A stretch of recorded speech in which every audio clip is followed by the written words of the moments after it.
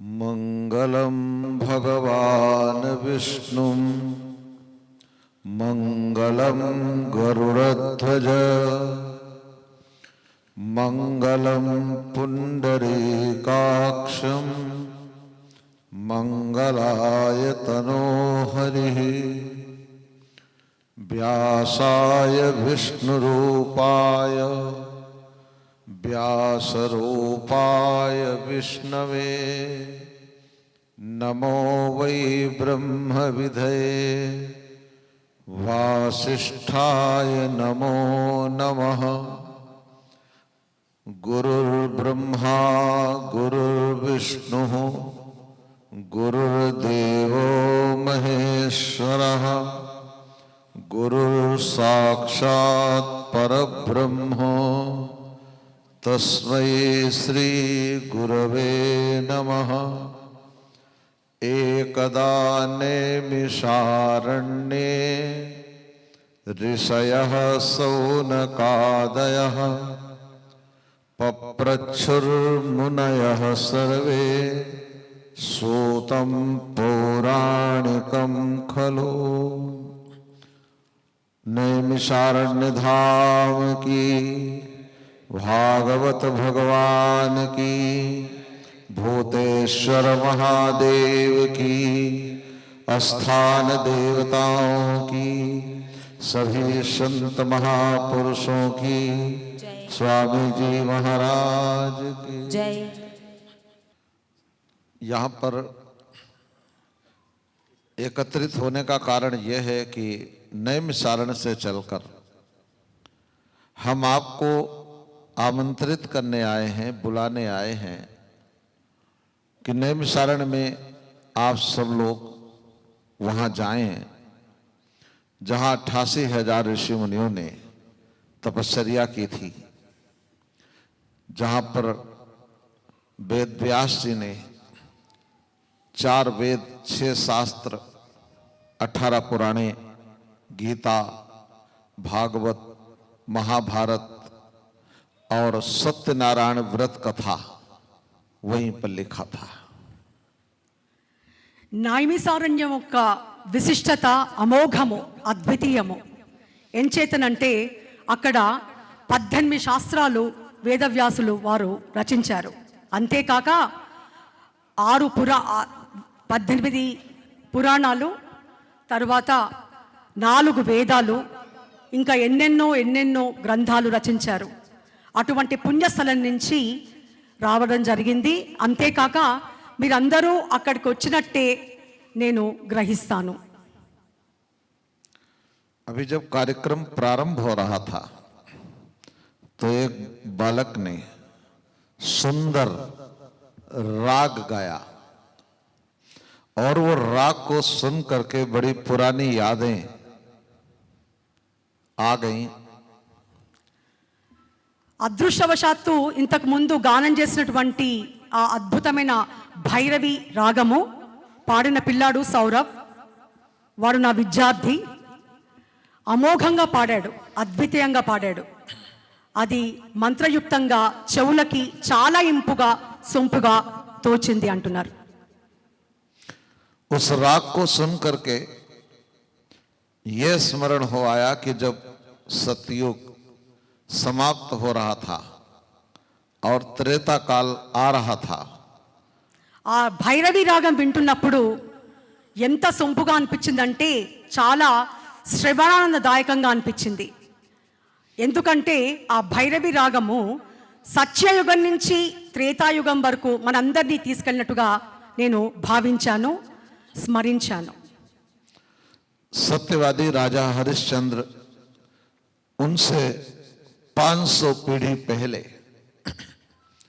मधुकेतु नाम के राजा हुए और मधुकेतु से पहले जम्बूक थे और जम्बूक राजा से पहले महाराजा नल का शासन था, नल और दमयंती। ఈ రాగం వింటున్నప్పుడు చాలా చాలా విషయాలు నాకు ఘోషించాయి. అందులో సాక్షాత్తు హరిశ్చంద్రుడు, ఆయన పరంపర, ఆయన పూర్వీకులు కూడా తటస్థపడ్డారు. జంబుకేశ్వరుడు ఒకడు, తర్వాత అంతకుముందు మధుకేతుడు, అంతకుముందు నలధమయంతులు. చాలా విషయాలు నాకు ఘోషించాయి అంటున్నారు.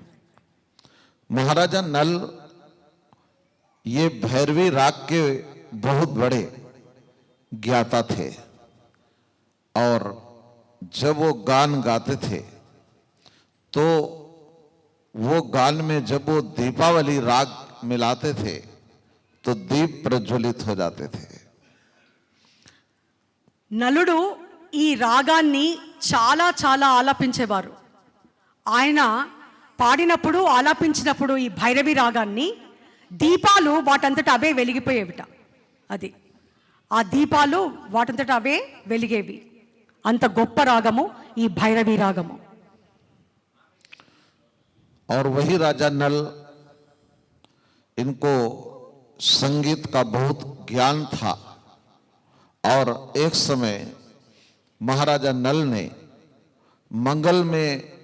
मंगल ग्रह में रहते थे महर्षि सुश्रुत मुनि महाराज, उन्होंने इनको ये भैरवी राग की शिक्षा दी थी.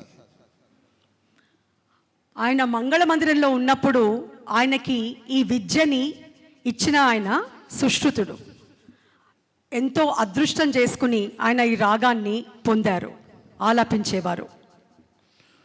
और ये सब ऋषि मुनि नैमिषारण्य में वास करते थे. ఈ ఋషులందరూ కూడా నైమిషారణ్య నివాసులే. नैमिषारण्य में 88,000 ऋषि मुनियों ने तपश्चर्या की थी. చాలా మంది ఋషులు ఇక్కడ మహా తపస్సు చేసి వీరస్వర్గం పొందారు. 80,000 మంది, 88,000 rishis have really performed their penance and they have reached the salvation. Naimisharanya में ही महर्षि दधीची ने अपनी हड्डियों का दान दिया था, जैसे वृत्रासुर नाम का जो दैत्य था वो ऋषियों को तप नहीं करने देता था, तो उनके हड्डियों से वज्र बना था और वृत्रासुर का वहां वध किया गया था. ఇక్కడ ఎన్నో మహత్ కార్యాలు జరిగాయి, ఎన్నో మహా విషయాలు జరిగాయి. అందులో దిషి మహర్షి ఎంతో మంది తపస్సు చేయనీయకుండా అడ్డంకించేవాడు. అక్కడ ఆయనని దదిజి మహర్షి, ఆయన ఎంతో మందికి ఆటంకం కలిగించేవారు. దదీచి మహర్షి తన వెన్నెముకను ప్రసాదించారు. అక్కడ వెన్నుముకను ప్రసాదించారు. అది మీకు తెలిసిన విషయమే. అటువంటి గొప్ప క్షేత్రం, అదే వజ్రాయుధమైంది. महर्षि दधीची नैमिषारण्य के निवासी थे और वहां पर वो तपस्या करते थे. जो नैमिषारण्य की भूमि है ये बहुत पवित्र है और ऋषि मुनियों ने वहां पर अनंत काल तक लोक कल्याण के लिए याग किया. It is very sacred place and this place is considered to be very holy, and many rishis and yogis and many great people have performed their tapas, the penance, and they have reached the salvation. वही ऋषि परंपरा को निर्वहन करते हुए आज भी वहां पर याग हो रहे हैं और वो याग विश्व के कल्याण के लिए किए जा रहे हैं. जैसे प्राचीन काल में ऋषि मुनि वहां याग करते थे, उसी तरह आज भी वहां पर यागों का चलन प्रचलित है. It's a lineage which has happened here and it's been happening since ages, millions and billions and trillions years.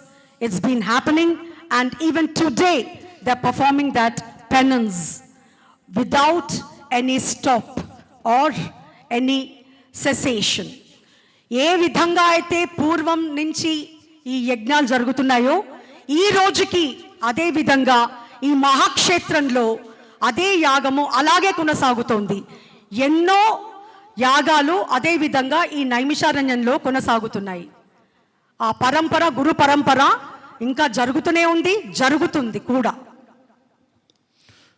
जब वहां पर यागों का निर्णय किया गया कि यहां पर याग करने हैं, तो उस समय पर इस समाज ने पूछा कि इतना घी यज्ञशाला में प्रवाहित कर देते हैं, इतना अन्न यज्ञशाला में डालते हैं, तो उतना अन्न और घृत लोगों को दे दो तो लोगों का पेट भर जाएगा, और इस यज्ञ से क्या होता है। ఈ విధంగా ఇంత పెద్ద పెద్ద యజ్ఞాలు చేస్తున్నారు, దీనికి ఎంతో ఖర్చు అవుతుంది. ఎంతో ఆవు నెయ్యి, ఎంతో బియ్యం, ఎంతో అన్నము ఈ యజ్ఞ కుండల్లో వేయాల్సి వస్తుంది. దీని బదులుగా బీదలకు అన్నదానం చేయొచ్చు కదా అని చాలా మంది ప్రశ్నించారట. तो बहुत समय पहले नैमिषारण्य में एक समय ऋषियों का समाज इकट्ठा हुआ, और एक ऋषि ने अपने गुरु महर्षि सुश्रुत मुनि महाराज से पूछा और उनको ये कहा कि ये जो याग होता है, याग हम क्यों करें, और इस याग का प्रभाव पृथ्वी के ऊपर क्या होता है। మహారుషి సుశ్రుతుడిని ప్రశ్నించారట. ఏమనంటే, దీనికి నాకు జవాబు కావాలి. ఎందుకు చేస్తున్నాము ఈ యాగము, ఈ మహాయజ్ఞాన్ని ఎందుకు మనం చేస్తున్నాము, దీనికి నాకు జవాబు కావాలి అని. तो ऋषि ने कहा कि एक माता है, वो अपने पुत्र को क्या कहना चाहती है, क्या संदेश देना चाहती है। एक माता अपने पुत्र को एक ही आदेश देती है कि बेटा सत्यम वद धर्मम चर, सत्य बोलो और धर्म का पालन करो। ఏ తల్లైనా కొడుకు ఏం చెప్తుంది, ధర్మంగా సత్యంగా బ్రతకమని. సో దీనికి జవాబు సమాధానం ఒకటే, ఏమిటంటే సత్యము ధర్మాన్ని కాపాడడానికి ఈ యజ్ఞము యాగము చేస్తున్నాము, కొనసాగిస్తాము అని. एक पिता को पूछा जाता है कि आप अपने बेटे को क्या संदेश देना चाहते हो, क्या शिक्षा देना चाहते हो, तो एक पिता भी अपने पुत्र को यही कहता है कि बेटा सत्यम वद धर्मम चर। తండ్రి కూడా తన పుత్రుడికి చెప్పేది ఒకే ఒక విషయం, సత్యంగా ధర్మంగా బ్రతకమని. తల్లిదండ్రులు ఇద్దరు కూడా ఒకే విషయాన్ని ఘోషిస్తున్నారు, బోధిస్తున్నారు. एक गुरु अपने शिष्य को यही संदेश देता है, सत्यम वद धर्मम चर, सत्य बोलो और धर्म का पालन करो। అదే విధంగా గురువు కూడా శిష్యుడికి అదే చెప్తాడు, సత్యాన్ని ధర్మాన్ని పాలించమని పాటించమని. एक राजा वो भी अपने प्रजा को यही कहना चाहता है कि हे प्रजाजनों, सत्यम वद धर्मम चर, सत्य बोलो और धर्म के मार्ग पर चलो। తల్లి, తండ్రి, గురువు, రాజు, రాజు తన ప్రజలకు కూడా అదే చెప్తాడు, ఏమనంటే సత్యాన్ని ధర్మాన్ని పాటించమని. इस तरह सारी पृथ्वी का, धरती का एक एक कण कण एक ही गान गाता है कि सत्यम वद धर्मम चर। हे प्राणी, हे मानव, इस संसार में केवल सत्य बोलो और अपने धर्म का पालन करो। భూమండలం అణు అణువు ఇదే ఘోషిస్తోంది, సత్యము ధర్మము పాటించమని, దాన్నే నమ్ముకోమని, విశ్వసించమని. फिर भी ये प्राणी, ये मनुष्य जब बोलने का अवसर आता है तो वो सत्य भी बोलता है और असत्य भी बोलता है, सत्य भी बोलेगा और झूठ भी बोलेगा। తల్లిదండ్రులు గురువు రాజు ఇంతమంది చెప్తున్నా కూడా మనిషి అన్నవాడు సత్యాన్ని కూడా అసత్యాన్ని కూడా రెండు పలుకుతున్నాడు, ధర్మము అధర్మము రెండు పాటిస్తున్నాడు. ఎంచేత అన్నది ఒక పెద్ద ప్రశ్నగా మిగిలిపోయింది. ఇంతమంది చెప్పినా కూడా మనం మారట్లేదు అని గురుజీ అంటున్నారు. आप ये जानते हैं कि सतोगुण, रजोगुण, तमोगुण ये त्रिगुणात्मिका सृष्टि है। तीनों गुण इस सृष्टि में होते हैं और अंतरिक्ष में हम ये जो सतोगुण, रजोगुण, तमोगुण हैं, ये तीनों गुण अंतरिक्ष में रहते हैं। और जब कोई प्राणी इस संसार में बोलता है तो जब वो सत्य बोलता है तो वो जो शब्द है वो सतोगुण में टकरा जाता है, और जब वो मिथ्या बोलता है, झूठ बोलता है, असत्य बोलता है, तब वो शब्द रजोगुण और तमोगुण में टकरा जाता है। త్రిగుణాలు కలిగినటువంటి ఈ 14 లోకాలు ఈ సత్వగుణము, రాజసము అండ్ తామసము, ఈ 3 గుణాల యొక్క కలయిక. ఎప్పుడు కూడా సత్యము ధర్మము పాలించిన వారికి ఈ సత్వగుణము బాగా ప్రజ్వలిస్తూ ఉంటుంది. అదేవిధంగా ఈ తామసము, రజోగుణాలు, రాక్షస గుణాలు అసత్యం పలుకుతే అవి బాగా ప్రజ్వలిస్తాయి, ఆ రాక్షసత్వం కూడా బాగా పెరుగుతుంది. जब कोई प्राणी सत्य बोलता है तो वो शब्द यहां से जाकर सतोलोक में सतोगुण में टकराता है और सतोगुण से टकराकर द्युमंडलों में चला जाता है। द्युमंडल बहुत बड़ा मंडल है, इतना बड़ा द्युमंडल है कि ऐसी 30 लाख पृथ्वियां उसमें समाहित हो जाती हैं। पृथ्वी मंडल का जितना क्रियाकलाप ये द्युमंडलों में एकत्रित रहता है। तो जब हम सत्य बोलते हैं तो वो सत्य द्युमंडलों में जाता है, सतोगुण से टकराकर द्यु में जाता है, और द्यु में वो देवता प्रसन्न होकर उस प्राणी की वंदना करते हैं। సత్యం పలుకుతే గనక ఆ సత్యము బాగా రీసౌండ్ ఇస్తుందిట. ఈ బ్రహ్మాండంలో అంతరిక్షం చేరుకుని అక్కడి నుంచి 30 మండలాలు చేరుకుంటుందిట.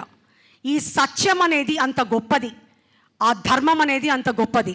ఈ దివ్య మండలాలు చేరుకున్న తర్వాత ఈ మండలాలలో అది ఇకో ఇన్ ద సెన్స్ రీవర్బరేట్ అవుతుంది, రీసౌండ్ వస్తుంది. తర్వాత ఆ పుణ్యలోకాలు చేరుకున్న ఆ ఆత్మకి దేవతల యొక్క ఆశీర్వాదము కలుగుతుంది.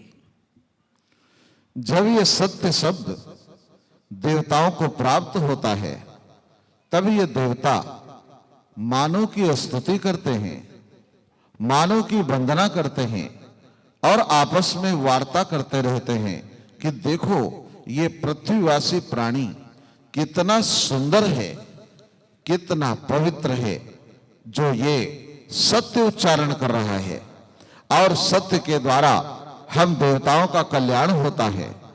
तो जब वो सत्य बोलते हैं तो उस समय देवता अपने शरीर से ऐसी तरंगें उत्पन्न करते हैं, वो तरंगें उस प्राणी को प्राप्त होती हैं जिससे वो अपने जीवन में कभी बीमार नहीं होता, सदा धनवान, सदा शक्तिशाली रहकर वो संसार में वास करता है। మనిషి ఎప్పుడవుతాడంటే సత్యము ధర్మము పాటించినప్పుడు. ఈ దేవతలు కూడా ఆ ఆశీర్వాదం ఇవ్వడానికి ఈ భూమండలానికి వస్తారట. మానవుల దగ్గరకు వచ్చి వారి దగ్గర ఉన్నటువంటి ఆ దివ్య తరంగాలు మానవులకి ఇస్తారట, ఆశీర్వదిస్తారట. ఎందుకంటే సత్యము అంత గొప్పది కాబట్టి, ధర్మము అంత గొప్పది కాబట్టి. और जब प्राणी सत्य नहीं बोलता, असत्य बोलता है, तब उसका झूठा शब्द सतोगुण में नहीं जाता, वो तमोगुण में टकरा जाता है और तमोगुण से टकराकर वो दो मंडलों में नहीं जाता और आकाश में, अंतरिक्ष में वो झूठा शब्द घूमता रहता है। అదే విధంగా అసత్యం పలుకుతే గనుక, అధర్మాన్ని గనుక మనము దాన్ని పాలిస్తే పాటిస్తే దేవతల యొక్క అనుగ్రహం కలగదు కదా.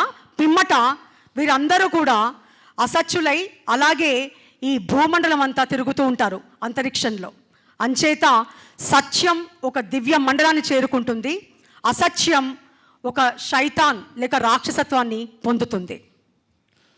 वही मिथ्या शब्द जब आकाश में घूमता है तो आकाश में घूमने के कारण वो वायु से टकराता है और जब वायु से टकरा जाता है उस समय अनावृष्टि होती है, सूखा पड़ जाता है, बादल दिखाई देते हैं, लेकिन धरती के ऊपर बरसात नहीं होती।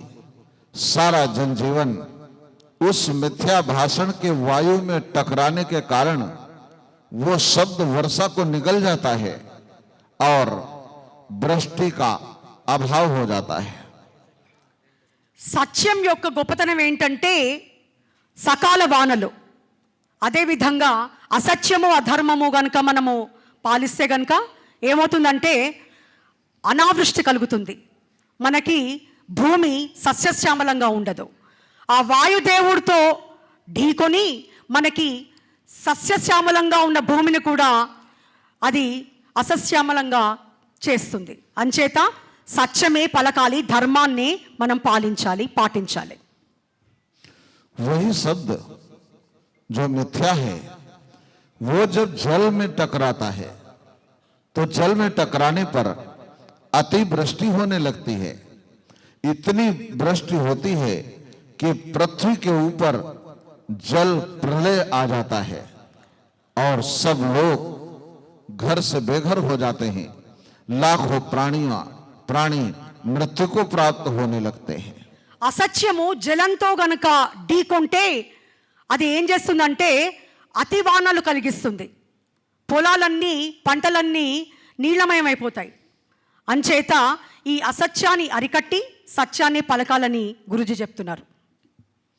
वही मिथ्या शब्द जब भूमि से टकराता है, पृथ्वी से टकराता है, तो मिथ्या शब्द के कारण पृथ्वी में भूकंप आने लगता है, पृथ्वी का संतुलन बिगड़ जाता है और बहुत पृथ्वी के ऊपर विनाश प्रारंभ हो जाता है। ఈ అసత్యము అధర్మము భూమిని ఢీకొంటే భూకంపాలు వస్తాయని చెప్తున్నారు, ఒక మహాప్రళయము వస్తుందని చెప్తున్నారు గురూజీ గారు. वही मिथ्या शब्द जब समुद्रों से टकराता है तो समुद्रों के अंदर एक अग्नि उत्पन्न हो जाती है जिसको हम बड़वा नल कहते हैं। ఇదే అసత్యము అధర్మము సాగరాన్ని ఢీకొంటే, సముద్రాన్ని ఢీకొంటే బడబాగ్ని పైకి వస్తుందని చెప్తున్నారు. అగ్ని సముద్రం నుంచి అగ్ని బయటపడుతుందని చెప్తున్నారు. वही बड़वा नल अग्नि जब समुद्रों में जाती है तो सुनामी बन जाती है और सुनामी बन करके नाना प्रकार के प्राणियों को निगलने लगती है और पृथ्वी का संतुलन, हवाओं का दबाव ये बढ़ जाता है और सारी प्रजा में त्राही त्राही मच जाती है। ఇదే అసత్యము సునామీకి కూడా కారకమైంది. అంటే గురూజీ ఒక్క ముక్కలో ఏం చెప్తారంటే ఈ పంచభూతాలు కూడా చాలా నిర్వీర్యం అయిపోయి ఎటు కాకుండా అయిపోతాయి ఒక్క అసత్యం వల్ల, ఒక అధర్మం వల్ల. అంచేత ధర్మాన్ని సత్యాన్ని మనం అందరం కూడా అలవర్చుకుంటే మంచిది అంటున్నారు. वही मिथ्या शब्द जब वायु में टकराता है तो वायु में टकराने से ये वायु विषैली हो जाती है और हवा ऐसी बन जाती है कि श्वास लेने मात्र से प्राणी की मृत्यु हो जाती है। అదేవిధంగా ఈ అధర్మము, ఈ అసత్యము గాలిలో గనుక చేరితే ఈ శబ్దము అసత్యము అధర్మము మనకందరికీ తెలిసిందే. కరోనా వ్యాధి గాలి వల్ల వచ్చింది. అంచేత ఆ సత్యాన్ని మనం కాపాడుకుంటే అందరికీ మంచిది. మనకే కాదు, ప్రపంచమంతా బాగుంటుంది, బ్రహ్మాండం అంతా బాగుంటుంది. నిన్నటి వరకు మనం అందరం కూడా ఆ కరోనా వైరస్తో బాధపడ్డాము. ఎంచేతంటే ఈ అసత్యం వల్ల ఈ గాలంతా కూడా విషపూరితం అయిపోయింది. మనందరికీ తెలిసిందే ఆ విషయం.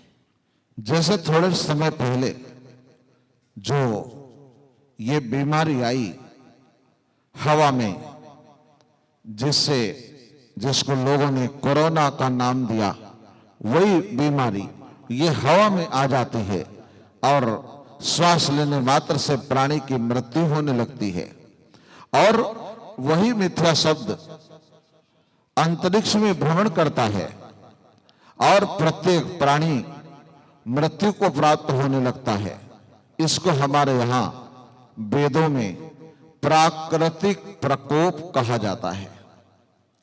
సో ఈ పంచభూతాలన్నీ కూడా చాలా హాయిగా స్వచ్ఛందంగా ఉండాలంటే మనందరం కూడా సత్యము ధర్మము పాటించాలి అని గురుజీ చెప్తున్నారు. ఇంతకుముందే మనం అనుకున్నాము ఈ పంచభూతాలన్నీ కూడా విషపూరితం అయిపోతున్నాయి. ఎందుకంటే అధర్మం వల్ల, అసత్యం వల్ల. కాబట్టి మనం సత్యాన్ని ధర్మాన్ని వీలైనంత మటుకు పాలిస్తే మంచిది. వేరే వ్యాధులు రాకుండా, ఇక ముందు ఇంకా భయంకరమైన వ్యాధులు రాకుండా, వ్యాధిగ్రస్తులం కాకుండా ఉంటాము.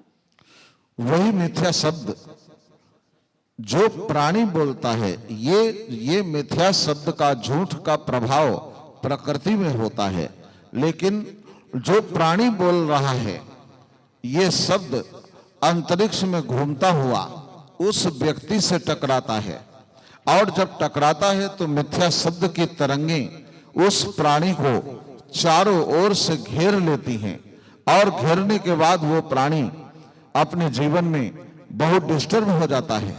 वो कहता है कि मैं मर जाऊंगा, मैं प्राण त्याग दूंगा, मैं आत्महत्या कर लूंगा, मैं जीना नहीं चाहता। इस तरह की प्रवृत्ति मनुष्य के अंदर उस झूठे शब्दों से आ जाती है। ఈ అసత్యము అధర్మము ఒకటే దానికి కారణం కాదు, ఎన్నో వాటికి కారణం. ఆ మనిషిని, వాడి ఆత్మని ఏ స్థితికి తీసుకెళ్తుందంటే వాడికి ఇహ బ్రతుకు మీద ఆశపోతుంది, ఆత్మహత్య చేసుకుందామని ఒక ఆలోచన కలుగుతుంది. అంచేత ఈ అసత్యాన్ని అధర్మాన్ని ఆపితే మంచిది. और जब उस प्राणी को जिसने मिथ्या बोला है, जिसने झूठ उच्चारण किया है, जब उसके ऊपर वो टकराता है तब वो परेशान हो जाता है। तब उसके घर के लोग चिंतित हो जाते हैं और कहते हैं कि कोई याग करो, कोई अनुष्ठान करो, कोई पूजा करो। और आचार्य के पास जाते हैं तो आचार्य कहता है कि आप अर्चना करो और पूजा के लिए संकल्प करो। ఈ విధంగా ఏం చెయ్యాలో తోచని స్థితిలో ఇంట్లో వాళ్ళందరూ కూడా చాలా చింతిస్తూ ఉంటారు. ఈ చింతనకి కారణం ఏంటి అనుకుని వాళ్ళకి దానికి జవాబు దొరకదు, సమాధానం దొరకదు.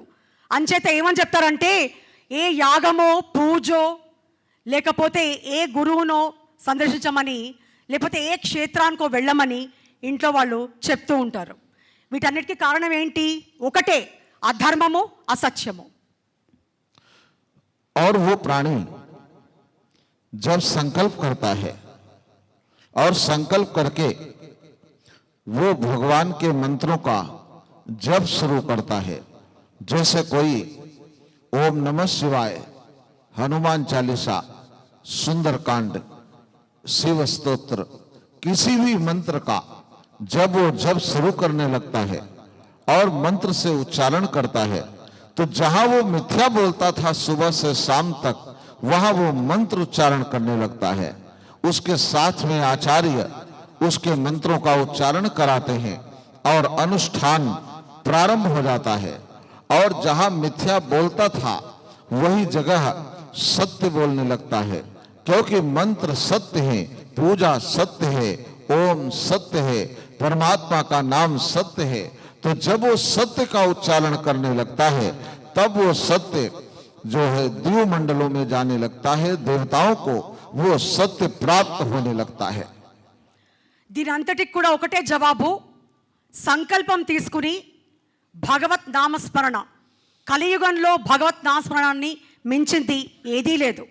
శ్రీమాత్రే నమః లేదా ఓం నమ శివాయ, హరయే నమః, ఏ నామమైనా సరే ఆ భగవంతుడికే చేరుకుంటుంది.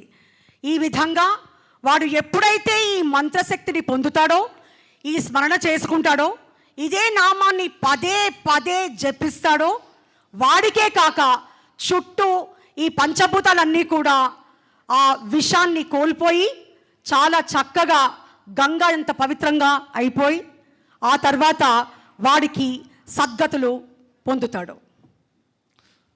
जब वो सत्य शब्द, वेद मंत्रों की ध्वनियां ये सब अंतरिक्ष में जाने लगती हैं, तो जहां पर मिथ्या शब्द उच्चारण होते थे, वहां सत्य उच्चारण करने से देवता प्रसन्न हो जाते हैं और वो प्राणी जप करने के बाद याग करता है और याग में नाना प्रकार के मंत्रों की आहुति देता हुआ बोलता है, प्राणाय स्वाहा, अपानाय स्वाहा, उदानाय स्वाहा। ऐसे जब वो मंत्र उच्चारण करके यज्ञ करने लगता है, याग करने लगता है, तब वो सारी यागों की तरंगे यज्ञशाला में भस्म होकर और वो देवताओं को प्राप्त होने लगती हैं।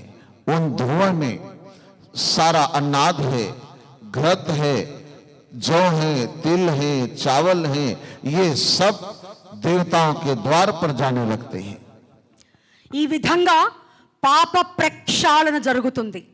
దేనివల్ల అంటే నామస్మరణ వల్ల. అదేవిధంగా ఆ అసత్యము అధర్మము చేసినటువంటి ఈ పాప జీవితం అంతా కూడా ప్రక్షాళన అవుతుంది.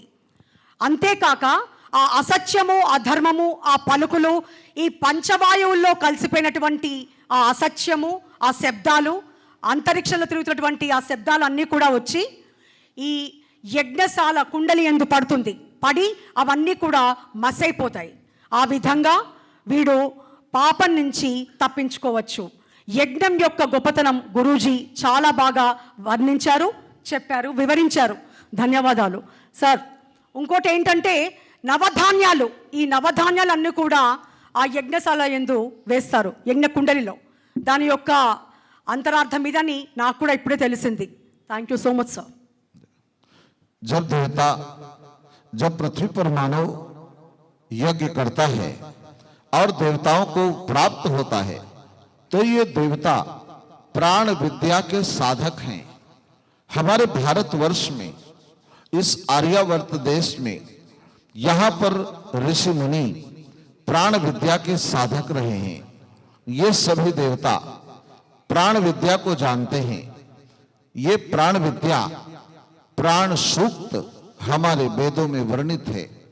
ये देवता जब अन्नाद जाता है, तब ये प्राण की अपान में मिलान करते हैं। प्राण को अपान में जब मिलान करते हैं और मिलान करके उदान प्राण की पुट लगाते हैं और उसको वापस प्राण में जोड़ते हैं, तो जितना अन्नाद आप यज्ञशाला में प्रदान कर रहे हैं, उसकी तरंगे ये देवता अपने में धारण करते हैं और धारण करके ये देवता शक्तिशाली बन जाते हैं और शक्तिशाली बन करके जिसने देवताओं को वो याग प्रदान किया है उसको शक्तिशाली बनाते हैं. అద్భుతం గురూజీ. గురూజీ ఏం చెప్తున్నారంటే, ఏ విధంగా అయితే మనం ఈ నవధాన్యాలు యజ్ఞకుండల్లో వేస్తామో అదే విధంగా మన పాపాలన్నీ కూడా మొత్తం అందులో మసైపోతాయి. అంతేకాక దేవతలకు ఇచ్చేటువంటి ఈ హవిస్సు ఏదైతే ఉందో ఆహారం, ఆ ఆహారం దేవతలకి మనం ఇస్తున్నాం అగ్ని ద్వారా.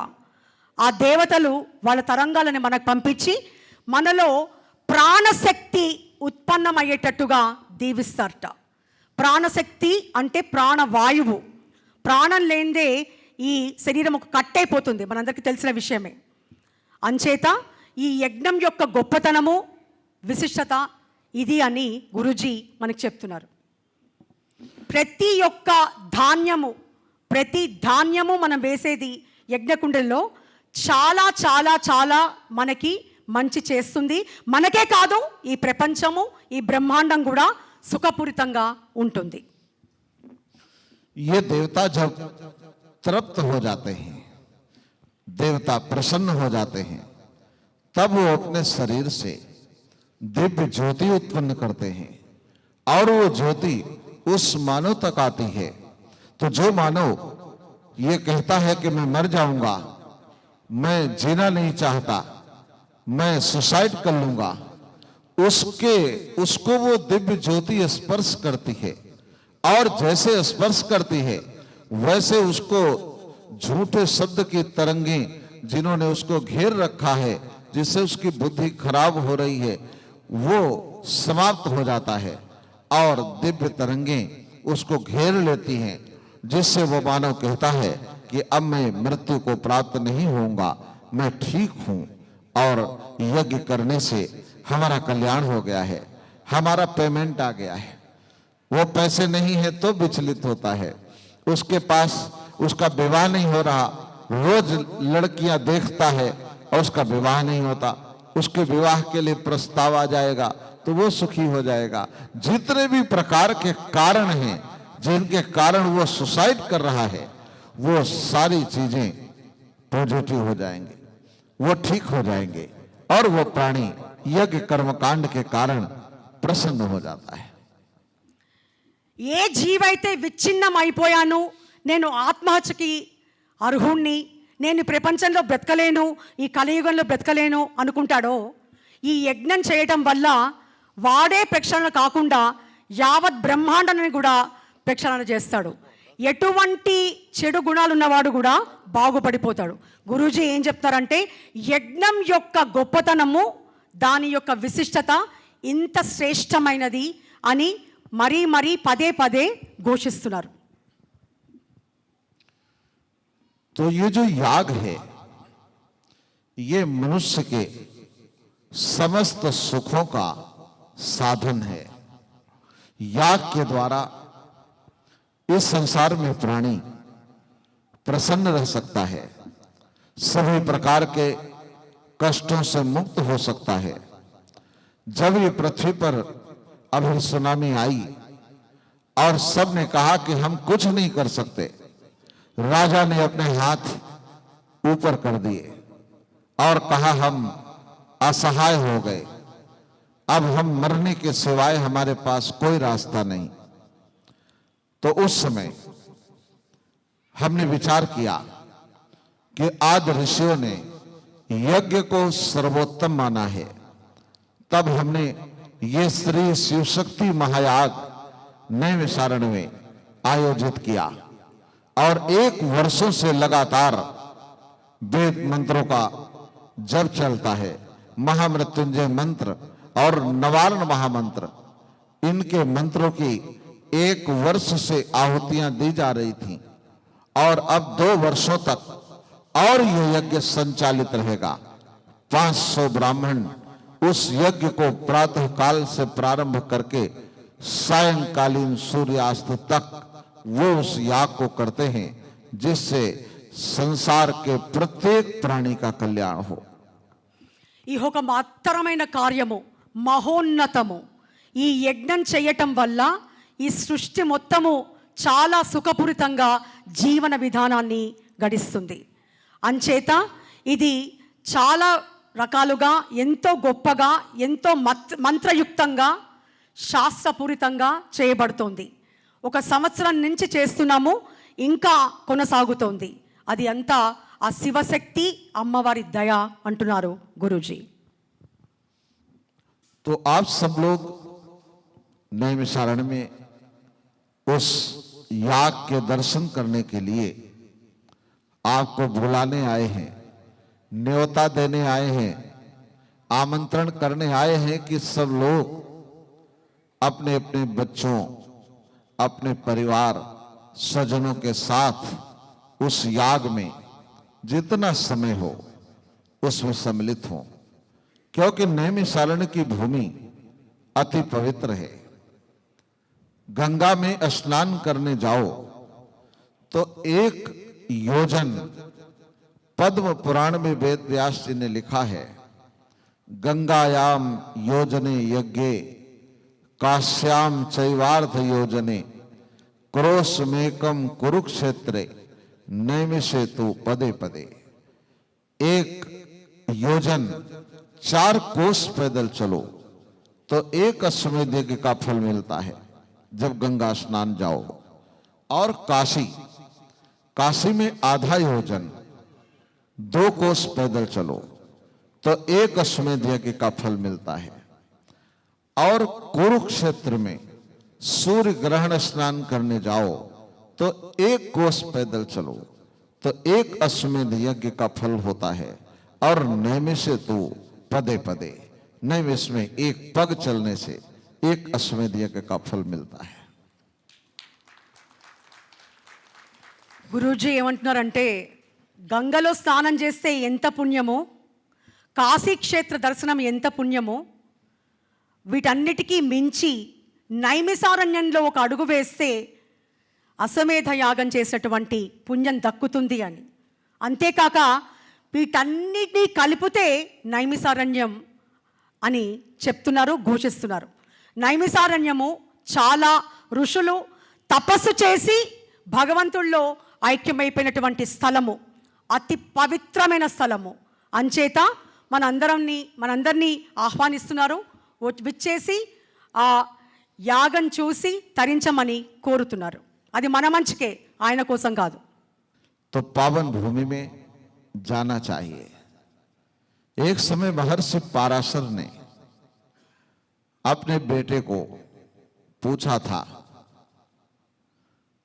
ऋषि मुनि तो एक दूसरे को माध्यम बनाकर पूछते हैं, लेकिन उसका कल्याण का कारण मनुष्य ही होता है। तो वेद व्यास जी अध्ययन करते थे, छोटे थे, और उनके पिता का नाम महर्षि पाराशर था। तो पाराशर ऋषि ने वेद व्यास को पूछा कि बेटा, इस संसार में आए हो तो क्या करना चाहते हो, तुम्हारी क्या इच्छा है? तो वेद व्यास ने कहा कि मैं इस संसार को बहुत नजदीक से देखना चाहता हूं। किताबों को पढ़ने के बाद मैं इस संसार को पढ़ना चाहता हूं, इसके विषय में जानना चाहता हूं, इसका अध्ययन करना चाहता हूं, बहुत नजदीक से, कि यहां पर कौन कैसा है और सुखी होने का क्या मार्ग है। మహర్షి పరాశరుడు వేదవ్యాసుని అడుగుతట, నాయనా నీకేం కావాలి అని. ఈయన ఏమంటాడంటే, ఈ బ్రహ్మాండాన్ని చాలా దగ్గరగా, అతి దగ్గరగా చూడదలుచుకున్నాను అని తండ్రికి విన్నవించుకుంటాట. तो वेद व्यास जी ने जब पाराशर से कहा तो महर्षि पाराशर ने कहा कि बेटा व्यास, अगर इस संसार को बहुत नजदीक से देखना चाहते हो तो अपना जीवन कमल के जैसा बनाओ, कमल बन जाओ। संसार को नजदीक से देखना चाहते हो, अध्ययन करना चाहते हो, तो थोड़ा सा सामान्य से ऊपर उठो और ऊपर उठ करके देखो, फिर ये संसार आपको दिखाई देगा। जब तक जैसे आप पूरे हैदराबाद को देखना चाहो और रोड पे खड़े होगे तो आपको नहीं दिखेगा, लेकिन आप 10 माला ऊपर 10 फ्लोर पे चले जाओ, वहां से देखो तो आपको ये ज्यादा दिखेगा। और फ्लाइट में जाओ और उसके बाद ऊपर राउंड करो और उठ जाओ तो आपको पूरा आंध्र प्रदेश दिखाई देगा। బాల్యంలో అడిగినటువంటి ప్రశ్నకి తండ్రి చెప్తాట, నువ్వు ఈ బ్రహ్మాండాన్ని చూడదలుచుకుంటే ఒక చక్కటి కమలం అయిపో అని, తామర పువ్వు అయిపో అని. తామర పువ్వు చాలా గొప్పది. లక్ష్మీదేవి అందులోంచి ఉద్భవించింది. అంచేత ఏమన్నాడంటే పరాశరుడు, నువ్వు చూడదలుచుకుంటే ఈ సామాన్య మానవ లోకం నుంచి కొంచెం ఎత్తుకెదిగిన తర్వాత నీకు ఈ ప్రపంచం కనిపిస్తుంది నాయన, ప్రపంచమే కాదు బ్రహ్మాండం కనిపిస్తుంది అని. దీనికి చక్కటి ఉపమానం ఇచ్చారు గురూజీ. ఏంటంటే హైదరాబాద్ రోడ్డు మీద కూర్చుంటే మొత్తం భాగ్యనగరం కనిపించదు. ఆ సౌభాగ్యం మనం తిలకించాలంటే కొంచెం ఎత్తైన ప్రదేశంలో నిలబడి తిలకించాలి. అంచేత ఎప్పుడు కూడా ఉన్న స్థానం నుంచి ఆధ్యాత్మికంగా ఆత్మకి పరమాత్మకి సంబంధం అది. ఆ విధంగా ఎత్తుకి మెల్లమెల్లగా ఎదిగితే తప్పకుండా నీకు కనిపిస్తుంది అని చెప్పాట పరాశరుడు ఆయన కుమారుడికి, వ్యాసుడికి. तो महर्षि पराशर ने कहा कि बेटा व्यास, जैसे आज हमसे आप पूछ रहे हो, ऐसे एक बार कमल ने तालाब से पूछा कि मैं तालाब में खिलता तो हूं लेकिन तालाब को देखा नहीं, तो मैं तालाब को देखना चाहता हूं. तब तालाब ने कहा कि हमसे थोड़ा ऊंचे उठ जाओ. तो कमल तालाब में खिलता है लेकिन 1 फुट दूर खिलता है, 1-2 फुट ऊंचा उठ जाता है, तब वो उसको देख लेता है. అదేవిధంగా తామర పువ్వుట సరస్సుని అడిగిందిట. సరస్సు, తామర సరస్సు, నేను నిన్ను చూడదలుచుకున్నాను అని. అయితే సరస్సు అంటుందిట, నువ్వు కొంచెం పెరుగు అప్పుడు నేను నీకు కనిపిస్తాను అని. అంచేత పెరిగిన కొద్దీ మనం భగవంతుడి దగ్గర అవుతాము అని గురూజీ వినమించుకుంటున్నారు.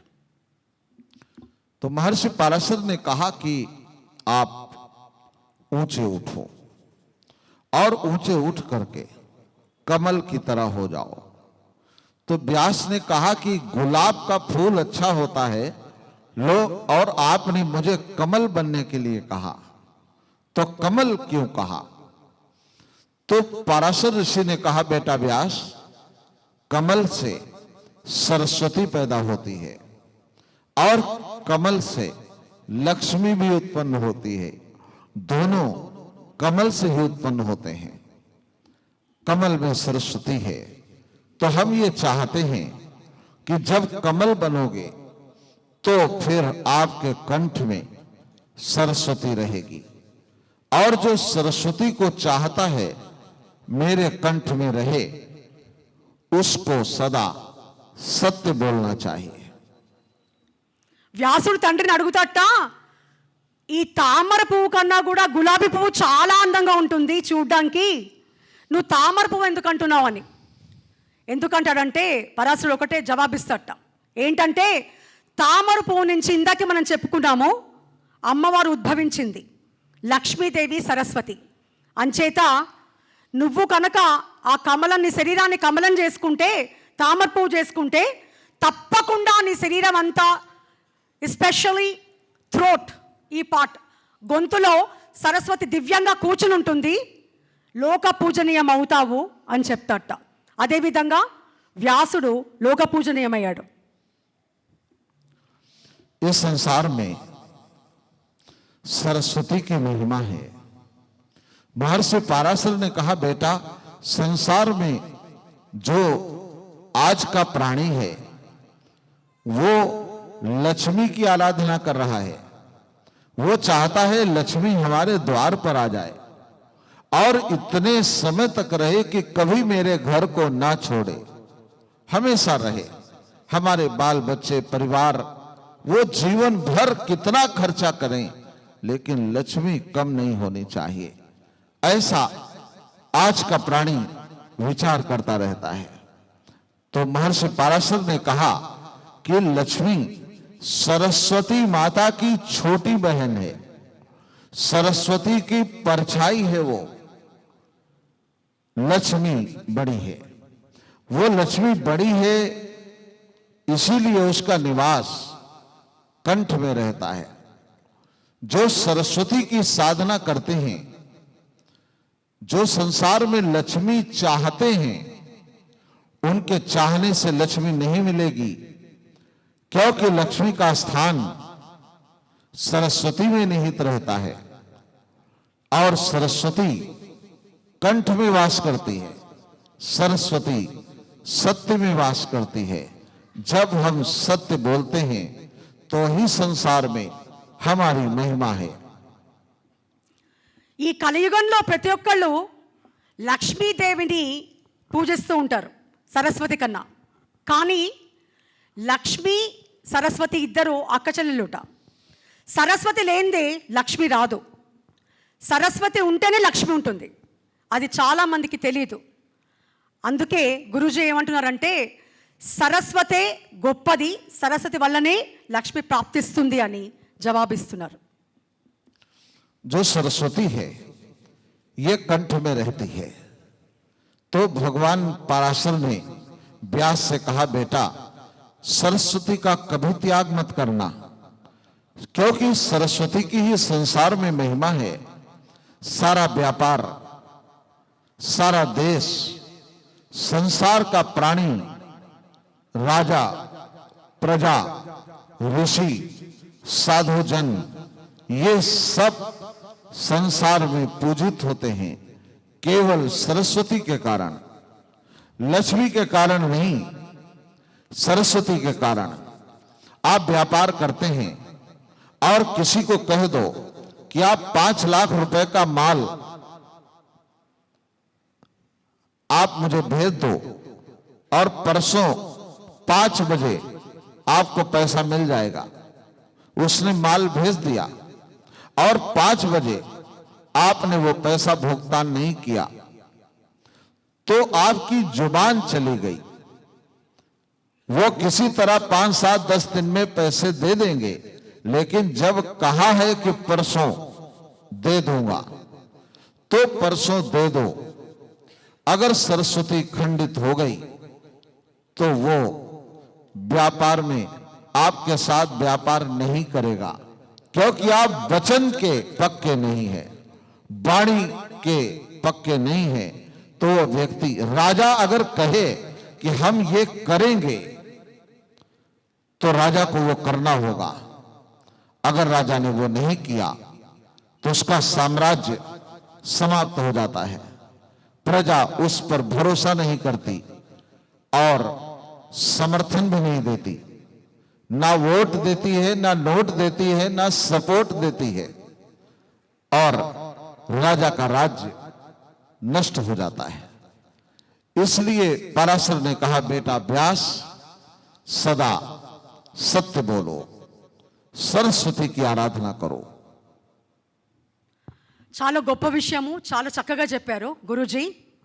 సరస్వతి యొక్క గొప్పతనం ఏంటంటే, నేను ఎవరికో మాటిస్తాను నా వ్యాపారంలో, నేను ఒక 5 లక్షలు పంపిస్తాను నీకు అని, నా మాట చెల్లదు. ధనం ఉంటుంది కానీ పంపించలేను. ఏం చేతంటే నా అసత్యం వల్ల అది అసత్యం అయిపోతుంది. సరస్వతి యొక్క అనుగ్రహం ఉంటేనే లక్ష్మి ఉంటుంది, ఆ పని అవుతుంది, ధనం పుడుతుంది, ఉంటుంది. ఎంత చేసినా ముందు సరస్వతికే మనం ప్రణామం. దాన్ని బట్టే లక్ష్మీదేవి వచ్చి కూర్చుంటుందిట. అది వ్యాసుల వారు చెప్తున్నారు.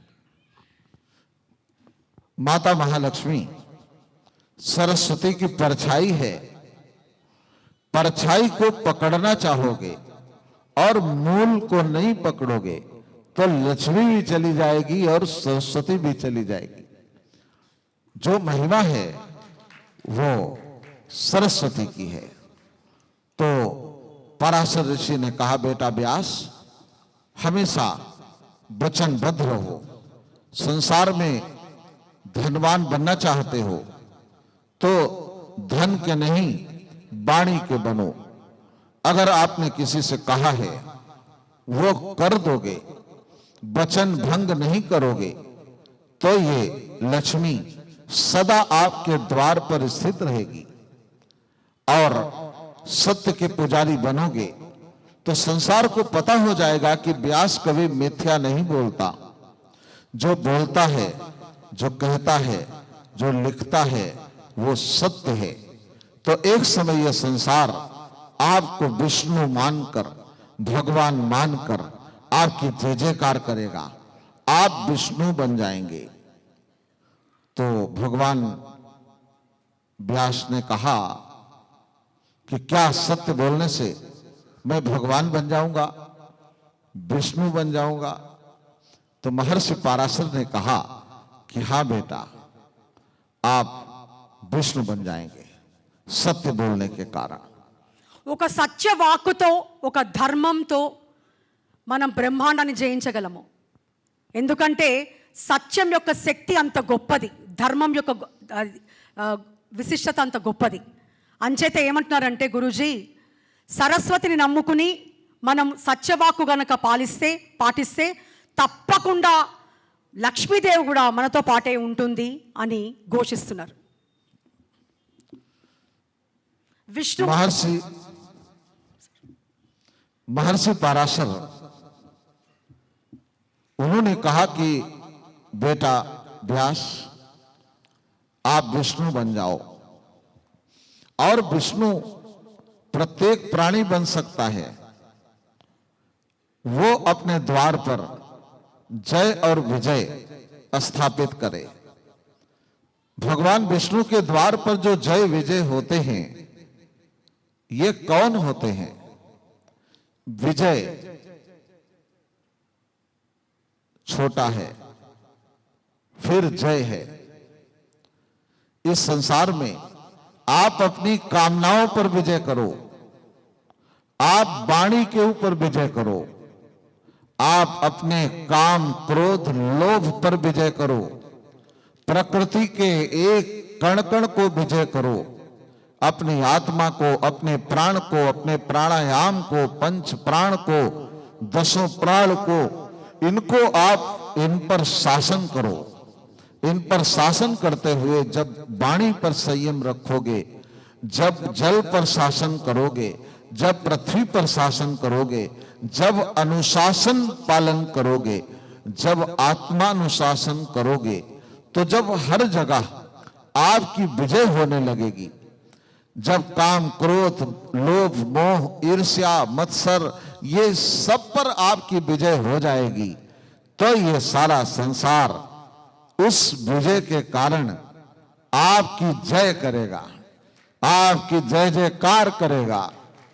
जब आप सुनते हो कि लोग कहते हैं कि हनुमान जी महाराज की जय, शंकर भगवान की जय, राम भगवान की जय, विष्णु भगवान की जय, तो जितने जय कर रहे हैं, जिनकी जय हो रही है, उन्होंने पहले समस्त चीजों पर विजय किया है। जब विजय कर लोगे तो जय जयकार होगी, और जय जयकार होगी तब विष्णु आपको अपना द्वारपाल बनाएगा। वो विष्णु राजा है, राजा के द्वार पर जाने के लिए आपकी जय जयकार होनी चाहिए। अगर आपको सब गाली दे रहे हो, अत्याचारी झूठा मक्कार कह रहे हो, और राजा को पता लगे, तो वो राजा आपको जय विजय कदापि नहीं बनाएगा। तो भगवान विष्णु भी जय विजय को ही अपना द्वारपाल बनाते हैं। तो ये बात महर्षि पाराशर ने व्यास को कही थी। అత్యద్భుతము, మీ అందరికీ అర్థమైపోయింది అనుకుంటాను. గురూజీ ఏం చెప్తారంటే, సత్యం వల్ల ధర్మం వల్ల సాక్షాత్తు విష్ణు స్వరూపుడు అవుతావు, జయ విజయులు నీ పక్కనే ఉంటారు. కాబట్టి సత్యము ధర్మము పాటిస్తే అంతా జయము విజయమే అవుతుంది నీ చుట్టూ అని, నీకు అని చెప్తున్నారు. तो जब जय विजय भगवान के द्वार बन जाते हैं, तो हे व्यास, आप जब सरस्वती को धारण करोगे, जब सत्य को धारण करोगे, तो संसार में आप जब अपने वाणी पर आत्मा पर अनुशासन कर लोगे, तो सारा संसार उस सरस्वती के कारण आपकी जय जयकार करेगा। आप जो लिखोगे वो माना जाएगा, आप जब बोलोगे तो संसार कहेगा कि वेद व्यास ने यह कहा है। कोई आचार्य संसार में आएगा, वो आपके वेदों का उदाहरण देगा और कहेगा कि वेद व्यास ने पद्म पुराण में ये लिखा है, उन्होंने 12 पुराण में ये आदेश दिया है, तो वो आदेश मान करके माना जाएगा। और जब इस संसार में आप सरस्वती की आराधना करेंगे और संसार आपको भगवान मानने लगेगा, तब आप विष्णु के अवतार माने जाएंगे। और जब लोग आपके दर्शन करने आएंगे तो 5 रुपए 10 रुपए आपके चरणों में चढ़ाएंगे, क्योंकि शास्त्र कहता है वैद्य गुरु अरु ज्योतिषी पंडित अरु बड़राज, इन्हीं भेंट बिन जो मिले होय न पूरन काज। देवताओं के पास, वैद्य के पास, गुरु के द्वार पर, देवताओं के पास खाली हाथ कभी नहीं जाना चाहिए। राजा के पास भी जाओ तो भेंट लेकर जाओ। सुदामा साक्षी है कि वो श्री कृष्ण के पास गया तो भेंट लेकर गया। देने वाला कुछ भी दे सकता है। जो साधारण प्राणी है वो वस्तु को देखता है कि ये क्या दे रहा है, और जो भगवान है वो ये देखता है कि ये किस भाव से दे रहा है। बस यही अंतर है दोनों में। तो पराशर ने कहा कि संसार में आपकी पूजा होगी, आप इस संसार में आपके द्वार पर लोग लक्ष्मी रखने लगेंगे, लक्ष्मी आपके चरणों की दासी बन जाएगी। लेकिन कब? जब आप सरस्वती की साधना करोगे तब। ఒక సత్య వాక్కు వల్ల మనం జయించలేనిది ఏదీ లేదు. ఈ బ్రహ్మాండాన్ని జయించవచ్చు. ఎక్కడికి వెళ్ళినా, రాజు దగ్గరికి వెళ్ళినా, చిన్న పిల్లల దగ్గరికి వెళ్ళినా, పెద్దల దగ్గరికి వెళ్ళినా మనం ఏదో ఒక వస్తువు తీసుకుని వెళ్తాము. ఓకే, గిఫ్టో సంథింగ్ వి టేక్. సో ఇక్కడ గురూజీ ఏమంటున్నారంటే, మనకి నాసికం మీద కనుక సరస్వతి ఉంటే లక్ష్మి తప్పకుండా వచ్చి తిష్ట వేసి కూర్చుంటుందని, అంతేకాదు దాసి అవుతుందని. అంచేత సత్యం యొక్క విశిష్టత ఈ విధంగా చెప్తున్నారు. तो नैमिषारण्य में महर्षि पाराशर ने संसार को माध्यम बनाते हुए वेद व्यास को यह शिक्षा दी थी और कहा था कि संसार में सरस्वती और लक्ष्मी ये दोनों आपके द्वार पर रहनी चाहिए। अगर सरस्वती रहेगी तो लक्ष्मी आपके द्वार से कभी नहीं जाएगी। सदा लक्ष्मीवान, श्रीमान, संपत्तिवान बनकर इस संसार में रहोगे। और अगर आपने सत्य का साथ छोड़ दिया, सत्य व्रती नहीं रहे, वाणी से सत्य की जगह असत्य उच्चारण होने लगा, तो हमने जो बताया कि प्रकृति में तांडव होने लगता है, उस मिथ्या से प्राणी नष्ट हो जाते हैं, संसार शून्य हो जाता है। इसलिए अगर संसार में शक्तिशाली बनना चाहते हो तो लक्ष्मी को और सरस्वती को दोनों को अपने द्वार पर रखना चाहिए। వ్యాసపీఠం చాలా పూజనీయం. ఇక్కడ ఈ నైమిషారణ్యంలో లక్ష్మీ సరస్వతులు ఇద్దరు కూడా కలిసే ఉంటారు. ఎందుకంటే ఆ క్షేత్రం యొక్క పవిత్రత అంత గొప్పది కాబట్టి. గురూజీ ఏమంటున్నారంటే, సత్యవాక్కుతో మనం ప్రపంచాన్ని జయించగలము, బ్రహ్మాండాన్ని జయించగలము. ఎక్కడైతే సత్యం ఉంటుందో అది నైమిషారణ్యం అవుతుంది అని. అంచేత ఈ సత్యాన్ని మనం పలకడం, ధర్మాన్ని ఆచరించడం అందరికీ శ్రేయస్కరం అని చెప్తున్నారు. तो नैमिषारण्य में ऋषि मुनियों ने 88,000 जो ऋषि कहलाते थे उनको महर्षि सूत ने बहुत ज्ञान प्रदान किया था। तो आप सब लोगों को हम नैमिषारण्य के लिए आमंत्रित करते हैं। और ये जो हैदराबाद है, यहाँ के जो प्राणी हैं, ये सब बहुत भाग्यशाली हैं, क्योंकि ये हैदराबाद की नगरी प्राचीन काल में देवताओं की नगरी रही, ऋषि मुनियों की भूमि रही। और राष्ट्र के लिए कोई कार्य हुआ तो उसमें ये हैदराबाद का योगदान रहा ही। क्योंकि जब भगवान राम ने राम सेतु बनाने की बात की थी त्रेता काल में। उस समय नल नील ये दोनों यहीं से गए थे।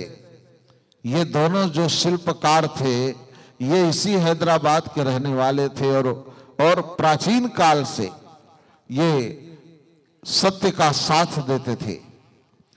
यहां पर माता सबरी का स्थान, यहां पर महर्षि मातंग का स्थान आपके आंध्र प्रदेश में।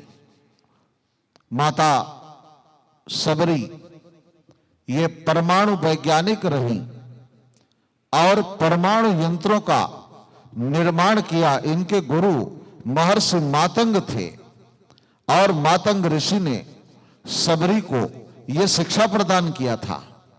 तो ये स्थान महर्षि मातंग का भी कहलाता है, जो अणु का परमाणु में, परमाणु का त्रस्त रेणु में, त्रस्त रेणु का महारेणु में, महारेणु का चतुश्रेणु में मिलान करना जानते थे। హైదరాబాద్ చాలా గొప్ప ప్రదేశం అంటున్నారు గురూజీ. ఏం చేతంటే మాతంగ మహాముని శబరిని కలుసుకున్న స్థలం ఇదేట. అంతేకాక నీలుడు నలుడు వీళ్ళిద్దరూ కూడా ఇక్కడి నుంచే సేతుబంధనాన్ని చేయడానికి బాగా ఆలోచించి చేశారట. అంటే ఈ స్థలం యొక్క విశిష్టత చెప్తున్నారు. హైదరాబాద్ అందుకే భాగ్యనగరం అంటారు. అందుకే గురూజీ ఏమంటారంటే ఇది కూడా చాలా పవిత్ర స్థలము అని చెప్తున్నారు. महर्षि मातंग उन्होंने सबरी को ही राम मंत्र की दीक्षा दिया था और उनसे कहा था कि हमने जो आपको ये नाना प्रकार के अणु में, परमाणुओं में मिलान करना सिखाया है, ये यंत्रों का निर्माण करके जब राम आपके द्वार आए तो उनको ये देना। तो जो सबरी माता थी वो पूर्ण वैज्ञानिक थी और परमाणु यंत्रों की बहुत बड़ी वैज्ञानिक थी। भरद्वाज ऋषि यहां आते रहते थे। त्रेता काल की बात है, बहुत समय हो गया इस बात को, जब महर्षि भरद्वाज यहां आते और आकर के ऋषि के द्वार पर बहुत काल तक निवास करते। तो अभी भी आप देखते हैं कि फौज में जो फौजी लोग होते हैं वो जब वो फेंकते हैं बम, तब मुंह से ऐसे खींचते हैं और फिर फेंकते हैं। तो ये जो परमाणु विद्या है, ये परमाणु विद्या यहां भरद्वाज ऋषि ने और उनके गुरु उन्होंने सबरी को प्रदान किया था और कहा था कि आने वाले समय में राजा राम को इसकी आवश्यकता होगी तो आप उनको ये प्रदान करना।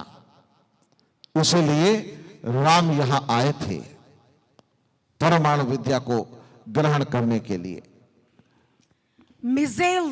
missiles, aircraft, etc., etc., etc. How they made aircraft. ఒక ఎయిర్క్రాఫ్ట్ ఏరోప్లేన్ తయారు చేయడానికి దే యూజ్ 18 మెటల్స్. మీకు తెలుసో తెలీదో నాకు తెలియదు. It's all about physics. Guruji అదే చెప్తున్నారు. ఇక్కడ ఏంటంటే రాముడు ఇక్కడ ఆ యంత్రశాస్త్రాన్ని నేర్చుకోవడానికి వచ్చారట. శ్రీరామచంద్రుడు ఎక్కడంటే భరద్వాజ మహాముని దగ్గర. భరద్వాజుడికి యావత్ సైన్స్, అణుశక్తి గురించి బాగా తెలుసు. All the elements, all the compounds and alloys. So అంత గొప్ప విద్యని శ్రీరామచంద్రుడికి ఇచ్చినటువంటి ఋషి భరద్వాజ మహర్షి. శబరి మధ్యలో ఆవిడ కూడా కారణభూతురాలయ్యింది. అంత గొప్ప దేశం మనది. హైదరాబాద్ ప్రత్యేకించి గురూజీ హైదరాబాద్ గురించి అదే విషయం చెప్తున్నారు. महर्षि मातंग और भरद्वाज ऋषि ये दोनों ने सबरी को ये शिक्षा प्रदान किया था, जिसको आजकल सब लोग कहते हैं कि सबरी के यहाँ भगवान राम ने झूठे बेर खाए थे। तो बेर नहीं था, वो विज्ञान था और उस विज्ञान को ग्रहण किया था महर्षि मातंग और महर्षि भरद्वाज ने। जब माता सबरी को ये समस्त विज्ञान प्रदान किया, तब वो धन्य हो गई।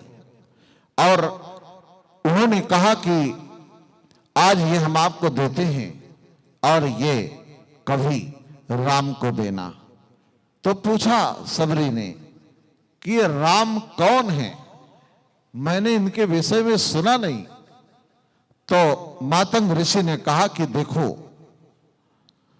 इस समय अयोध्या नगरी है, अयोध्या में इस समय राजा अज राज्य करते हैं। अज के यहां अभी एक पुत्र होगा, उसका नाम दशरथ होगा। उस दशरथ के यहां उसका विवाह होगा, उसके 3 रानियां होंगी और 3 रानियों के बाद भी उनके यहां संतान नहीं होगी। तो फिर महर्षि श्रृंगवेर मुनि उनके यहां याग कराएंगे और याग के कारण उनके यहां 4 बेटे होंगे, राम, लक्ष्मण, भरत, शत्रुघ्न। और ये चारों मिथिला में महाराजा जनक के यहां विवाहित हो जाएंगे, वहां विवाह होगा। उसके पश्चात अयोध्या आएंगे। अयोध्या में इनकी माता कैकेयी इनके लिए वनवास मांगेगी और वनवास में अपने भाई, अपनी पत्नी को साथ लेकर वो चित्रकूट में वास करेंगे। और उस समय लंका का राजा रावण उनकी पत्नी का हरण करेगा और उस समय अपनी पत्नी को ढूंढते ढूंढते वो आपकी कुटिया पर अवश्य आएंगे। అచ్చ అద్భుతం. గురూజీ ఒకటే విషయం చెప్తున్నారు, ఏంటంటే మాతంగ మహాముని తర్వాత భరద్వాజ మహాముని ఈ ఇద్దరు కూడా శబరికి ముందే చెప్తారట శ్రీరామచంద్రుడి యొక్క పుట్టుక, ఆ తర్వాత ఆయన యొక్క పూర్వీకుల గురించి, చిత్రకూట పర్వతంకి రావడం, అక్కడ రాక్షసుడు రావణాసురుడు లంక యొక్క రాజుగా ఉంటాడని, తప్పకుండా భార్యా వియోగం, అరణ్యంలో భార్యని కోల్పోయి భార్యా వియోగంతో శబరి దగ్గరికి వస్తాడని, అక్కడ తప్పకుండా శబరిని కలుస్తాడని భరద్వాజ మహాముని ముందరే గోచరిస్తాడట శబరికి.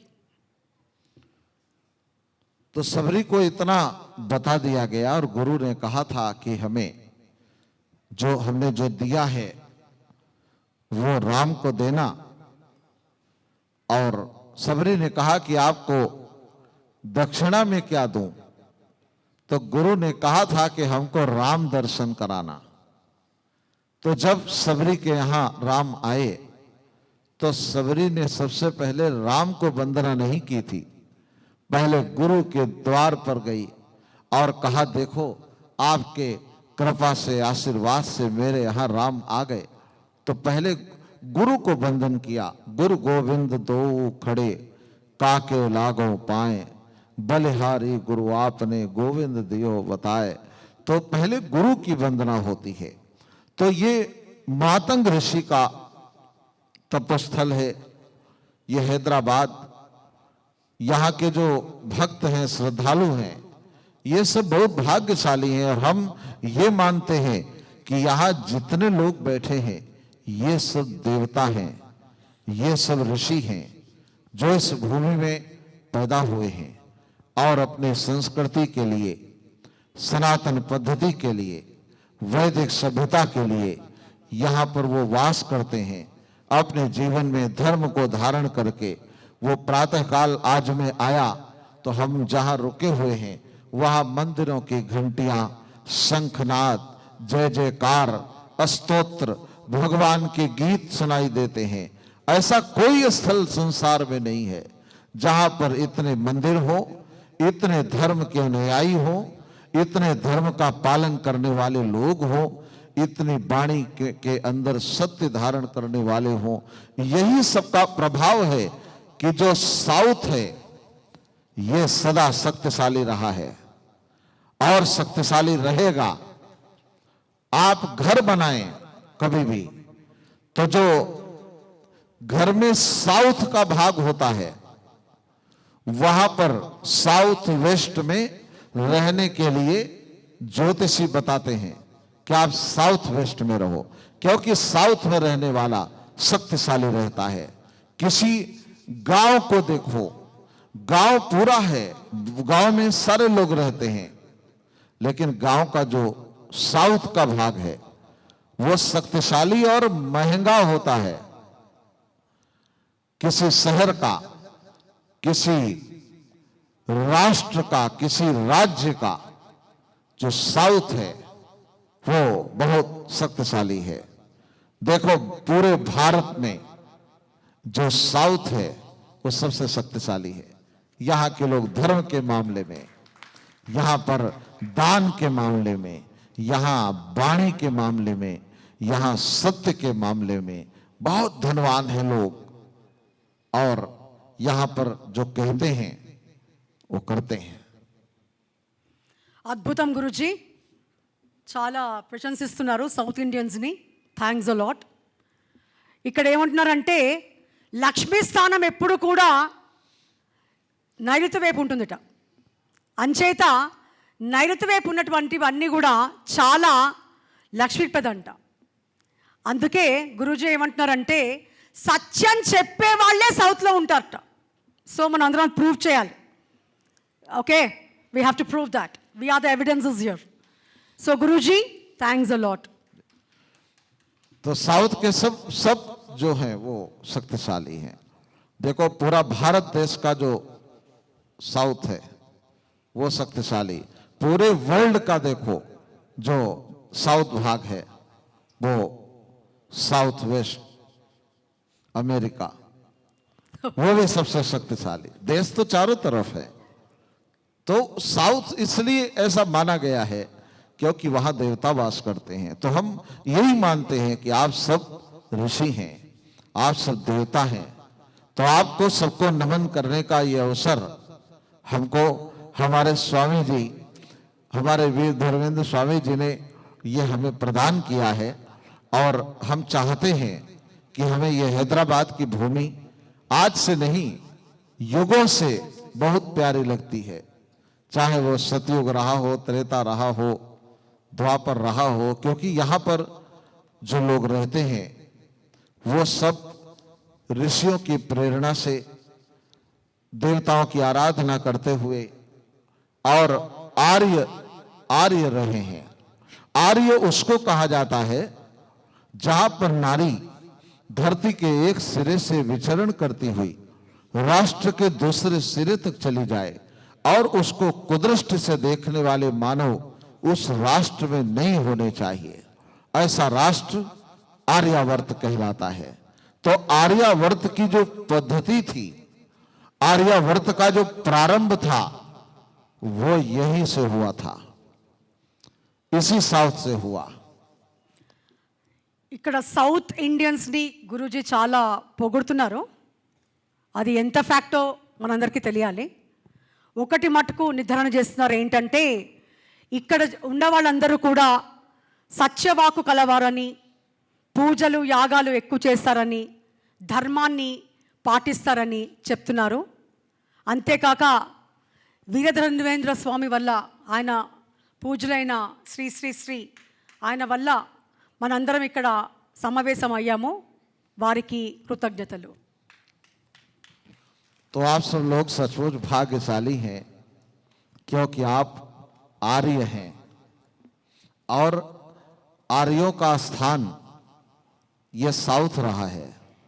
यहाँ पर जो आर्यावर्त माना जाता था, तो जितने बड़े बड़े लोग सब यहाँ के, रावण कहाँ का था?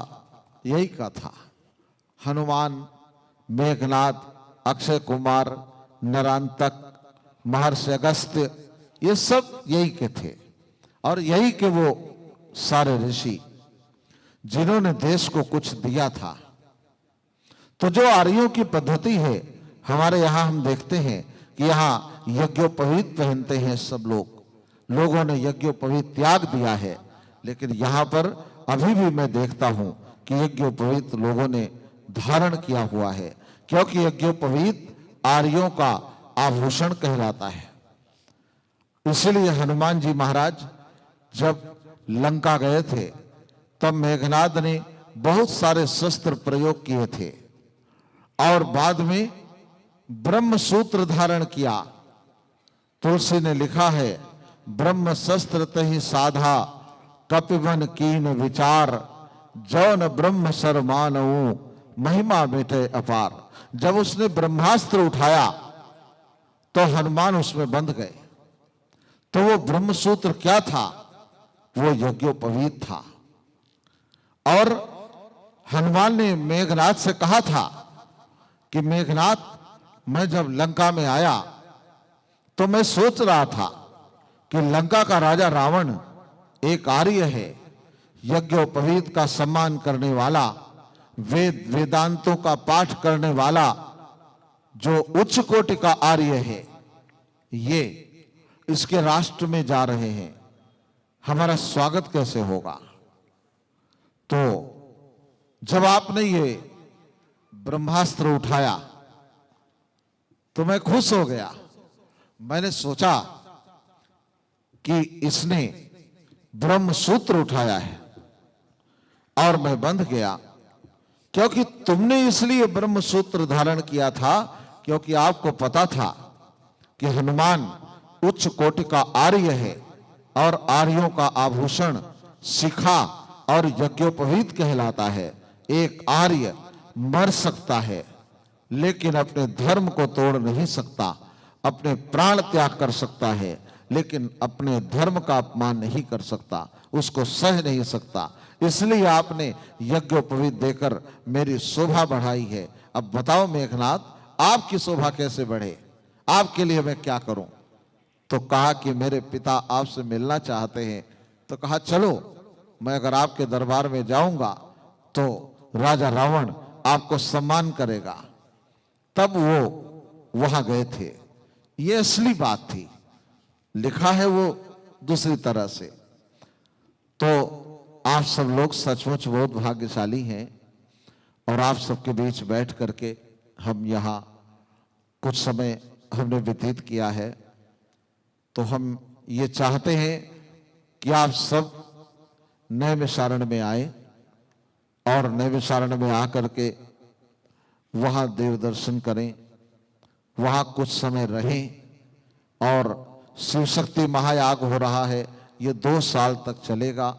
तो उसमें जब भी आपको समय की अनुकूलता रहती है तब तब आप वहां पधारें। ఆర్యుల యొక్క గొప్పతనాన్ని చెప్తున్నారు. యజ్ఞోపవీతము, పూజ పునస్కారము, సర్వశాస్త్రాల యందు, పురాణాల యందు, వేదాల యందు పట్టు, ఇవన్నీ కూడా ఆర్యులకు ఉన్నాయట. శ్రీ హనుమాన్ రావణాసుడి దగ్గరికి వెళ్ళినప్పుడు ఆయన బందీగా చిక్కిపోతాట కావాలని. ఎందుకంటే ఆ యజ్ఞోపవీతానికి ఉన్నటువంటి ఆ గొప్పతనం వల్ల లొంగిపోతాడు ఆయన. అంత బలవంతుడు కావాలని. ఎందుకంటే ఆర్యుల యొక్క నిష్ఠ నియమాలు అంత గొప్పవన్నీ. రావణాసుడి గురించి కూడా చాలా చక్కగా చెప్పారు. ఆయన ఒక బ్రహ్మ. ఒక చిన్న కారణం చేత ఆయన చాలా చెడు నామం కలిగి ఈ ప్రపంచం నుంచి వెళ్ళిపోయాడు రావణాసురుడు. ఈయన ఏమంటున్నారంటే, ఎంతో చక్కగా యాగాలు చేస్తున్నాము అక్కడ నైమిసారణ్యంలో, గురూజీ మనందరినీ వచ్చి దాన్ని చక్కగా తిలకించి అందులో పాల్గొనమని చెప్తున్నారు. సో మనందరం కూడా నైమిషారణ్యం వెళ్ళి అక్కడ కాసేపు కూర్చుని ఆ పవిత్రతకి చక్కగా దాసులం అవుదామని అనుకుంటున్నాను నేను. మనందరం కూడా వెళ్దాం తప్పకుండా. और हमारे ये कार्यक्रम में हमारे सब भाई बहन परिवार के सब लोग बैठे हैं, और हमारे संत समाज ऋषि महर्षि यहाँ बैठे हैं। तो सब लोगों को यहाँ आपने समय दिया, उसके लिए आपका बहुत आभार व्यक्त करते हैं। हमारे मीडिया टीवी चैनल से पूरे हैदराबाद को कितने महीनों से नैमिषारण्य को दिखा रहे हैं कि सब लोग यहाँ आए, क्योंकि हम जाएंगे तो हमसे पूछा जाएगा कि वहाँ गए थे तो वहाँ की आबादी कितनी है, ये पूछेंगे। तो हम बता देंगे कि वहाँ की आबादी 500 लोगों की है। क्योंकि ये पूरा हैदराबाद बैठा हुआ है। अलग अलग जगहों से, अलग अलग स्थानों से जो लोग बैठे हैं, जो ऋषि हैं, ये यहाँ बैठे हैं, सुनकर बाहर संदेश देंगे, उससे सबको पता हो जाएगा। तो टीवी चैनल के माध्यम से सब लोगों ने इसको लाइव भी देखा है और कितने समय से देख रहे हैं और सब विज्ञान को जानना चाहते हैं। आज समय उतना नहीं है कि पूरे काल की चर्चा की जाए, तो जब जब समय मिलता रहेगा तब तब आपके यहाँ आकर आपके साथ कुछ क्षण व्यतीत करेंगे। तो आज की अपनी विवेचना पूर्ण करने से पहले हम स्वामी जी को और उनके सभी सहयोगियों को बहुत आभार, धन्यवाद, आशीर्वाद सब कुछ व्यासपीठ से प्रदान करते हैं कि स्वामी वीर धर्मेंद्र जी महाराज, इनके प्रेरणा से आज हमको ये हैदराबाद दर्शन करने का आप सबका सौभाग्य मिला। और आपके साथ में जितने लोगों ने इस आयोजन में, मैं सबका नाम नहीं जानता हूं, पर हृदय से सबको आशीर्वाद देता हूं कि इसी तरह धर्म कार्य में लगे रहो, ये आयोजन होते रहे, ये ज्ञान की गंगा बहती रहे और जिसमें सारे हैदराबाद और संसार के सारे प्राणी उसमें स्नान करके अपने जीवन को धन्य करते रहें। जो माइक चला रहे भैया, ये भी, इन्होंने भी बहुत अच्छी सर्विस दी है। और जो विद्युत व्यवस्था है, जो पत्रकार भाई हमारे यहाँ आए हैं जिन्होंने मीडिया में कवरेज किया है, इलेक्ट्रॉनिक मीडिया में, तो उन सबको हम बहुत बधाई और आशीर्वाद देते हैं कि आप सबके कारण ये संसार सब देख पाता है, घर बैठे सत्संग का लाभ ले सकते हैं।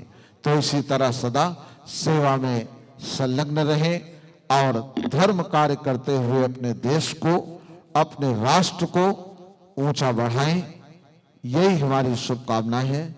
और इन्हीं शब्दों के साथ में हम स्वामी जी का और उनके समस्त सहयोगियों का, सेवकों का हम धन्यवाद करते हुए अपने वाणी को विराम देते हैं। గురూజీ అందరికీ ధన్యవాదాలు చెప్తున్నారు. Mass media, electricity department and people have organised this excellent programme here for entire world, I should say. పేరు పేరున అందరికీ నమస్కారము and thanks a lot for listening and attending this excellent divine program by Guruji. Thank you. Shri Vedavyasa పీఠాధీశులు శ్రీ శ్రీ శ్రీ అనిల్ కుమార్ శాస్త్రి స్వామీజీ మహారాజ్ వారికి అందరి తరపున పాదాభివందనాలు తెలియజేసుకుంటున్నాము. శ్రీ వేదవ్యాసుల వారు రచించిన భారతం నుంచి కాకుండా ఆదికవి వాల్మీకి మనకు అనుగ్రహించిన రామాయణంలోని ఇది వరకు మనం కని విని ఎరుగని వినని విశేషాంశాలను వారు అనుగ్రహించారు మనకి. వారి పరమోత్కృష్టమైన భాషణం ద్వారా, అమృతధార ద్వారా, ప్రవచనామృత ధార ద్వారా. ఎక్కడ శబరి, ఎక్కడ బాంబు గురించి లింక్ అంటే, బాంబుని నోటితో ఇలా తీసి, అంటే ఇలా నోటితో అన్ని తీసి విసిరేస్తే అది పేలుతుందని చెప్పారు. అంటే శబరి తను ఎంగిలి చేసి రాముల వారికి ఇచ్చింది. అది ఎందుకు ఇచ్చింది అంటే, రాముల వారికి పరమాణు శాస్త్రం యొక్క ఆ యోగ విద్య కూడా అందించాలని భరద్వాజ మహర్షి మతంగముని వారు చెప్పడం వల్ల. मैं बातें करते करते प्रोफेसर साहब का बहुत धन्यवाद अदा करते, आपने यहाँ पर उपस्थित होकर और इतने समय हमारी भाषा को आपने सब लोगों तक पहुँचाया। तो आप सबसे ज़्यादा बधाई के पात्र हैं, आशीर्वाद के, क्योंकि अपनी बात हम सब तक नहीं पहुँचा पाते। तो आपको बहुत आभार व्यक्त करते आशीर्वाद के साथ कि आप भी नैमिषारण्य पधारें। और नैमिषारण्य में हमारा यज्ञ होने जा रहा है, उसमें हम आपको हैदराबाद की ओर से आमंत्रित करते हैं अभी से कि आप वहाँ पर आएं। और वहाँ तेलुगु जनता जो, तमिल जनता, तेलुगु जनता जो रहेगी, तो उसको आप विचार दें। और आपने जो ट्रांसलेशन किया है उसके लिए भी हम आपको बहुत धन्यवाद देते हैं। जो स्वामी जी ने पुस्तक लिखा है, आपका परिचय कराया था और आपने बहुत सुंदर तरीके से उसका चित्रण किया है। आप बहुत बधाई के पात्र हैं। तो आपका भी हम आशीर्वाद आभार दोनों व्यक्त करते हैं। స్వామీజీ మహారాజు గారు ప్రొఫెసర్ ఇంద్రాణి గారు చేసిన చక్కటి అనువాదానికి వారి ఆశీర్వాదాలు అందజేస్తున్నారు. వారి నైమిషారణ్యాన్ని కూడా విచ్చేసి వారు చేసే ప్రవచనామృత ధారని తెలుగులో అక్కడి తెలుగు ప్రజలకి అనువదించవలసిందిగా వారిని ఆహ్వానిస్తున్నారు. ధన్యురాలు శ్రీమతి ఇంద్రాణి గారు, ప్రొఫెసర్ ఇంద్రాణి గారు.